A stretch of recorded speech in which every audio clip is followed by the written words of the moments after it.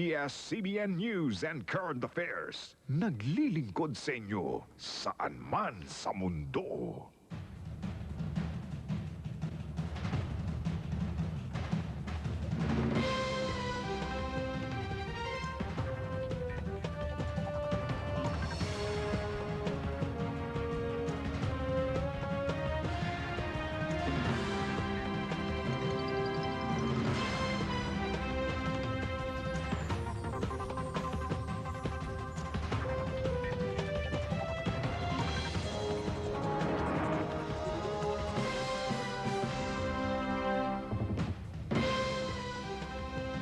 Live mula sa ABS-CBN News Center, Manila.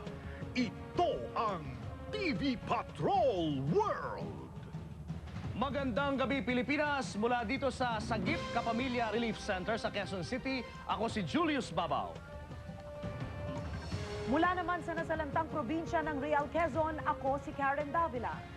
At ako si Ted Filon. Kami ang mga patrol ng Pilipino. Nagbabalita at naglilingkod sa inyo saan man sa mundo. Tignoan, Real Quezon. Pasintabi po sa mga nakapanlulumong video o itsura ng mga bangkay na nadatnan ng aming mga kasamahan. Nagpapatrol live mula pa rin po sa Real Quezon si Jean Castañeda. Jean? Marahil ay dininig nga ng Panginoon ang ating mga dasal dahil di gaanong naapektuhan ang Real Quezon ng bagyong si Yoyong. Maganda na ang panahon dito kanina, kaya nga narating na natin ang Barangay Tignuan, isa sa mga isolated barangays dito sa Real Quezon. Dito nalibing ng buhay noong Lunes ang mahigit 100 residente nang matabunan ng landslide ang gusaling sinilungan nila. Matapos ang 6 na oras na pagsagasa sa putikan at pag-akyat panaog sa mga trosong inanod ng baha, narating din ng ABS-CBN News Team ang Repador Building sa Barangay Tignuan. Ito ang bumulaga sa amin, mga katawang naipit pa rin sa gumuhong gusali.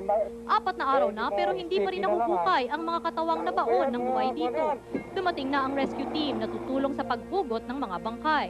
Sinusunog na ang 2 bangkay na ito, matindi na raw kasi ang amoy. Kaya di na isinama sa mass grave kung saan nilibing ang 25 bangkay na nahukay. Marahil tanging ang bangkay ng batang ito